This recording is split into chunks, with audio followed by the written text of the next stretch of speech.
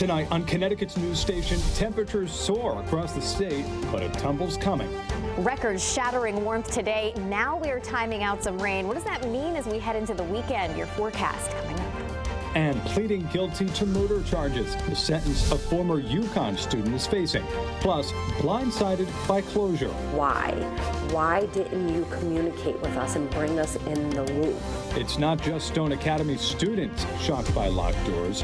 And aid to Turkey. We saw 10 and 12-story apartments that had just collapsed into piles of rubble. The efforts underway right here in Connecticut to help earthquake victims almost a world away.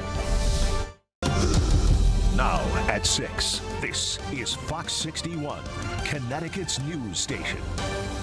Good evening, and thanks for joining us for the Fox 61 News at 6. I'm Jen Bernstein. And I'm Ben Goldman. Temperatures skyrocketing today, getting up into the mid-60s across the state. But here we go. Some rain is in the forecast for tonight as we take a look at the radar right now. Chief Meteorologist Rachel Frank joining us now with a look at the timing of this rain. Rachel. It will still be warm tomorrow, but not as warm heading into the weekend once we get that rain out of here. We have a few waves on the way tonight into the day tomorrow. These temperatures incredibly impressive. 60s, even near 70 degrees, and Bridgeport ended up shattering the daily record high temperature and even setting a record for the month of February. Records go back to 1948, and this is the warmest day since we've been keeping records. 68 degrees in Bridgeport, and we're still in the 50s out there right now, despite the fact that we are dealing with a little bit of rain. It is mostly light out there, and you're looking at a break in the action over to the west, and I think once we get through the next hour or so,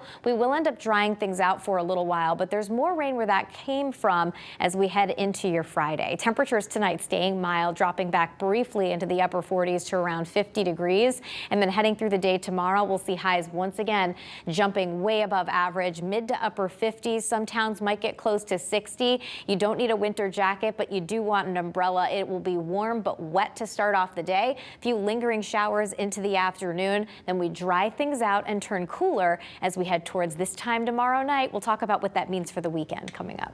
All right, Rachel, thank you. Now to our continuing coverage of the sudden closure of Stone Academy. Fox 61 has now learned that not only is the school's closure being eyed by state education officials, but also by the state's top attorney. Fox 61's Matt Karen live in East Hartford to explain why the Attorney General is getting involved. Matt. Yeah, that's right. And we want to welcome you here to the locked doors of Stone Academy. Attorney General William Tong telling me today he's making his mission to find out what went on inside. He couldn't get into the legal specifics of his strategy, but suffice it to say he's planning on holding top school officials accountable for what he calls potential cheating and fraud.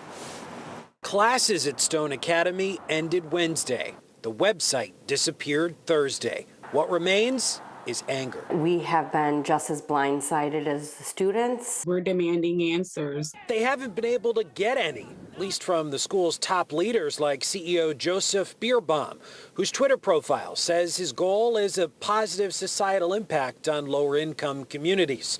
We visited his $2 million estate. A woman approached the door but didn't open it. I'm Matt Karen with Fox 61 News. We're looking for Joseph.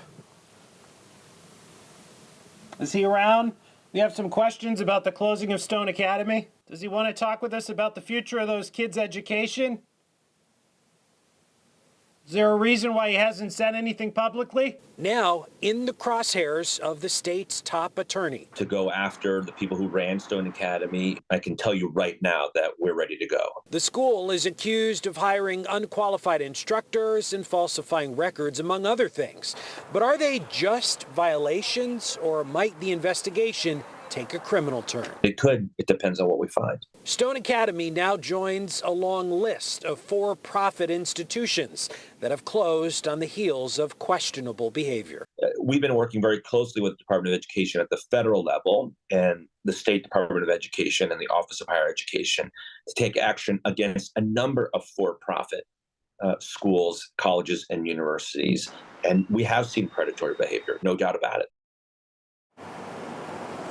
And Attorney General Tong told me that he is encouraging any students out there who may have any information about the operational practices of Stone Academy to contact his office for any potential investigation. We're live here in East Hartford. Matt Caron, Fox 61 News, Connecticut's news station. Thank you, Matt. Well, new tonight, the former UConn student accused of killing 2 people, assaulting a man, and kidnapping a woman pleaded guilty today. 26-year-old Peter Manfredonia led police on that multi-state chase nearly 3 years ago.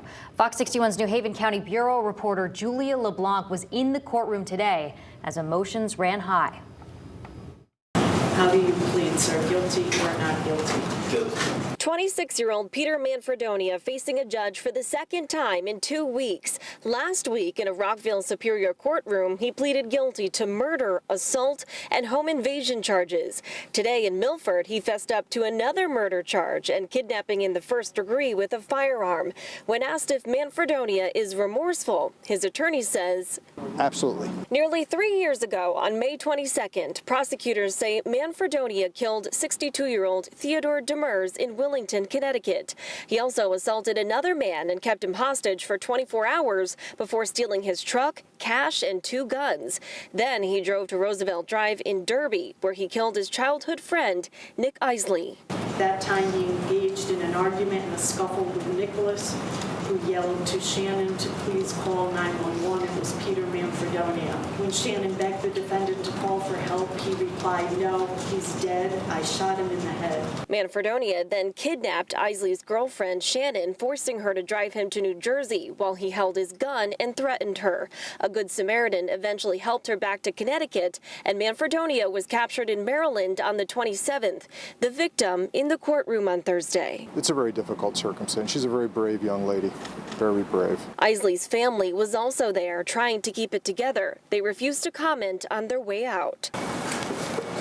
As for Manfredonia, Peter and I explored various defenses, and this was Peter's choice on how to resolve the case. Michael Dolan says mental health plays a big role here, and his client was struggling at the time of the incident. I like to think, but for this pandemic, he would have gotten the treatment that was necessary, and this all could have been avoided.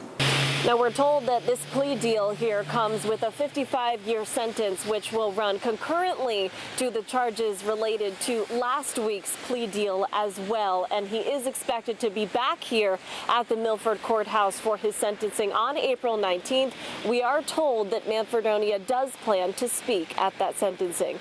We're in Milford. Julia LeBlanc, Fox 61, Connecticut's news station. All right, Julia, thank you very much. Well, we have new details in the case of 3 people found dead in their home in Brooklyn. The medical examiner ruling the cause of death for the child and the mother homicides.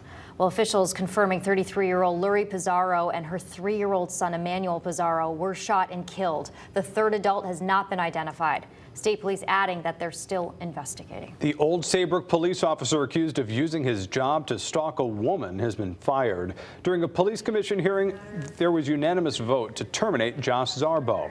He allegedly used the police database to learn information about a woman he saw in a parking lot and then followed her on Instagram.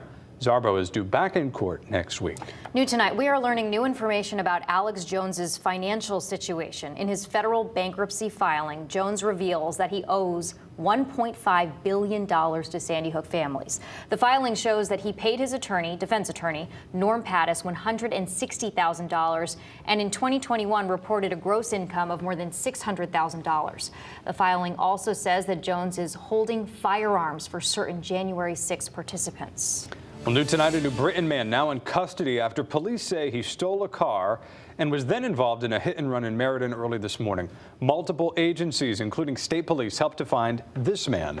But as Fox 61's Carmen Chow tells us, it had neighbors on edge when he was on the loose. She joins us live outside Meriden Police Department this evening. Carmen, what can you tell us? Ben and Jen, this was one of those incidents where multiple agencies teamed up to help capture that suspect, and with the help of police technology, neighbors were kept safe and an arrest was made in a matter of minutes. Around 8 a.m., a Meriden police officer noticed a car that was badly damaged driving by East Main and Gravel Streets. State police then notified Meriden police there was an erratic driver on 691 eastbound who hit multiple guardrails. That driver identified as 24-year-old Wally Little of New Britain. 15 minutes later, police found the car Little was driving on Liberty Street, but he ran away, abandoning the car. Neighbors in the area reacting to the heavy police presence at the time. When I first saw them, there were 3 officers and a dog. I asked what was going on, and later in the morning, the pursuit continued, and more officers showed up. Witnesses told police Little possibly had a gun. That is when a reverse 911 call was issued notifying all nearby residents to be on the lookout, and some schools were placed on lockdown. What happens is it goes out to a certain geographic area depending on where we're investigating or where there could potentially be danger. It was then learned the car was stolen from New Britain. With the use of canines and drones, Little was eventually spotted. We did eventually locate the suspect. He was at a home on Sunset Avenue. He had unlawfully entered into a detached garage to the rear of one of the houses. Troopers determined he may have been impaired, so they arrested him on that. Once Little was taken into custody, it was learned he was wearing an ankle bracelet. When you have someone with a criminal history continuing to repeat their habits, they need to be held accountable for their actions. Little is now charged with reckless operation of a motor vehicle, third-degree burglary, and several other charges. Little is being held on a $100,000 bond, and police say there is no longer a threat to the community. I'm live in Meriden. Carmen Chow, Fox 61, Connecticut's news station. All right, Carmen, thank you very much. Well, a man is facing charges after a fight in West Haven led to an innocent bystander being shot. Police say Thomas Crocker was involved in a fight at a bar on Campbell Avenue. He allegedly went and got a handgun out of his car and shot a 24-year-old woman who was walking along the sidewalk in front of the bar. Crocker ran from the scene. The victim was taken to the hospital with non-life-threatening injuries. Police say they also found fentanyl packed for sale in Crocker's car. Well, a family in mourning tonight after their son died following a house fire. That fire happened Tuesday night on Diamond Hill Road in Reading. The family was home at the time and was able to get out, but their son, Brian Carlson, was injured and taken to the hospital. Brian did die this afternoon. He was a 6th grade student at John Reed Middle School. In a statement, the school superintendent said, quote, "As we grieve the loss of one of our students, we will find strength in our ability to show compassion as fellow community members, colleagues, and friends." The school is bringing in a crisis intervention team to step in and provide support in the coming days. The cause of the fire is still unknown.